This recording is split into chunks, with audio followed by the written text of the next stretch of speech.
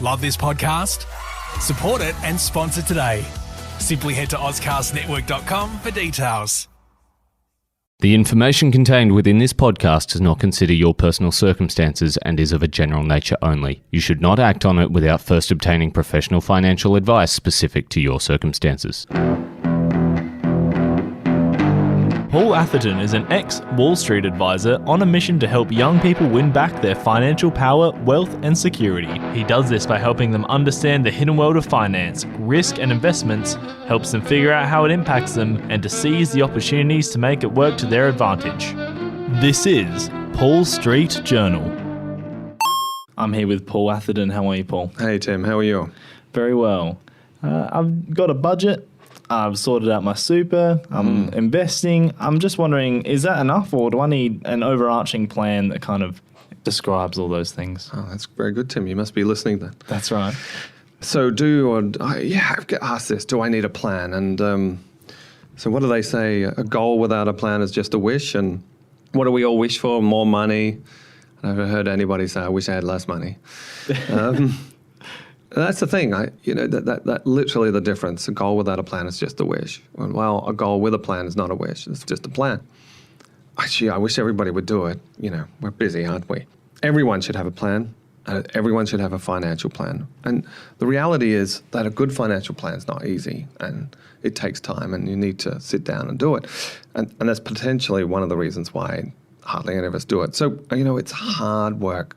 Why is it hard work? Well, think of some of the things you've got to think about. So how much do I save? Do I need an emergency fund? Do I need insurance? Well, if I do have insurance, what type of insurance do I need? Do I invest money? How much do I invest? What are good investments? How much should I save for a mortgage? How much should I save in general? When I go buy a house, is a house too expensive? Do I need lender's mortgage insurance? And so on. I think there's loads of questions. So apart from listening to our lovely show, Tim, this is all got to be taken into a plan. And understanding, that's just scratching the surface, because now we've got to navigate rules, legal, tax implications, legislative landscapes. And these are imperative. And does that seem like hard work? Well, yes, it is. And often this, again, is a specialty skill. So as I've mentioned before, get help. Get somebody that can help you. And a financial planner is perfect for that. And a financial planner with significant experience, of course, and I think we're going to do a podcast on how to pick a financial planner. Nevertheless, you can do it. You can do it by yourself, but don't think it won't take a little bit of work, and it does. So, do you need a financial plan? If I showed you two couples, I'm a little bit older than you, Tim, so I've seen these couples. I've seen couple A and couple B, and the two couples. Couple A have taken very good care of their finances at a very young age. They got everything in its place and a place for everything. They made sure they saved, they understood what they were doing, and they invested. And then let's take couple B. And couple B is, you know what, we'll take care of that tomorrow, we're living free, we're enjoying our life. Now that's fine. In several decades from that stage, you're going to have two totally different couples. You're going to have one that's wealthy and one that is really hard up. And I have those people in my life. Couple A's and couple B's. Now, you want to be couple A. Everybody wants to be that, and it should.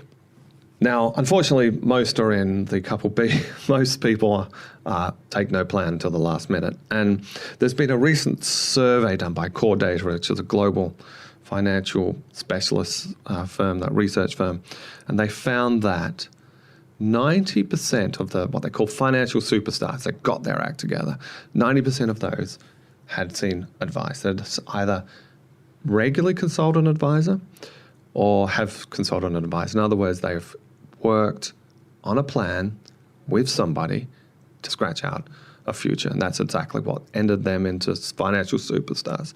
And to see the contrast, those at the bottom of the list, those in financial wellness category, unhealthy, which was quite a significant number, by the way, only 0.6%, so 0.6% had ever seen an advisor. Right, what does that mean? That means if you don't take your finances seriously, you're going to end up in serious trouble. The absolute opposite is true. If you take your finances seriously, you will be in good shape. That's it. You will. I don't care what career you've taken. I don't care what path you take. If you take it seriously, you will be in good financial health when it comes even remotely close to retiring. And I've seen this again and again and again. It's so fundamental. It's almost like gravity. It's so fundamental. So you're going to think about a financial plan, and I think there are 5 various levels of this. The first and the fundamental level is a budget. Okay, so everybody should have a budget. You can have a very detailed budget. You go down and you map every dollar you spend and your monthly bills, and okay, I know. And you put it on Excel, and you're at the end of every month, you map out the gap between what you spend and what you don't spend. You realize you can cut back on $4 lattes, and no, nobody lives like this. Nobody should. Not really. By the way, I know people have done this, but it's usually ended up in divorce. So budgets. I'm not talking really. You can set a budget, but what I do is once, maybe twice a year, is I map it out. I do onto an Excel. Put a rough budget. I play the 80-20 rule here. Get 80% of the big spending items, get it mostly right, and I should be in good shape.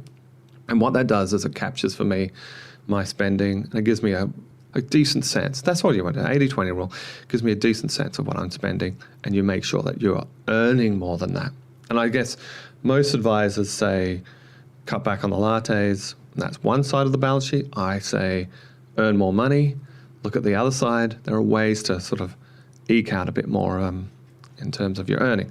Nevertheless, budget is the basics. Second level, my pet area of concern for everyone is debt management and debt elimination. No one became wealthy by being overburdened by debt. And debt is extremely dangerous. And I always say debt is the terminator because it can't be reasoned with. It can't be negotiated with, and it absolutely will not stop. So debt you need to take head on, just like in the Terminator. So debt management would be the second level. Third, after you've managed your budget, you've got debt under management or eliminated, you now need to start building your knowledge and your goals. As we've spoken about, set yourself goals. Be very clear what you want to do, what targets you want to get, what savings goals, what investment goals, and how you're going to get there. You may say, I want to be a millionaire by the end of the year, Tim, but let's sit down and see how realistic that is. And you don't want to take unnecessary risk by trying to get an unreasonable goal, which comes to number 4 on this list, on the hierarchy. So if you think of this in terms of a pyramid, at the base you've got the budget, the next the debt, managing your debt, then thirdly building knowledge and your goals, and the further up the top is managing your risk. So managing your risk comes on 2 forms. It's diversifying, understanding the exposure that you have. Almost everyone, so 100% of my new clients have taken on more risk than they realize, 100%. And that will probably be the case for most of our listeners. So understand that. Are you too exposed to Australia, or too exposed to debt, too exposed to stocks? Maybe you're in, it's the classic, you're in what I call a liquid products. You can't leave. So it's all well and good that you say that you're worth $10 million, but if you can't access that, you're not. Right? So liquid assets. But also managing a risk is about insurance. So you should be insured. You should absolutely. I mean, people insure their cell phones. You should be insuring yourself. And fifth, at the top is planning for the future. So setting longer-term goals, targets like retire by 40, how much you will need to live by. You know, what kind of spending habits do you have? What standard of living do you expect, and what that will mean? And then extrapolate that out to a nice ripe old age. So that's planning for the future. So there are the 5 categories, major points of budget planning and financial planning that you should think about in terms of Maslow's hierarchy needs. This is the same for finance. Get that together, and if you can, get some help. Great. Well, thank you for sorting it out for me. Yeah, cheers, Tim. Paul Street Journal. Love this podcast? Support it and sponsor today. Simply head to AuscastNetwork.com for details.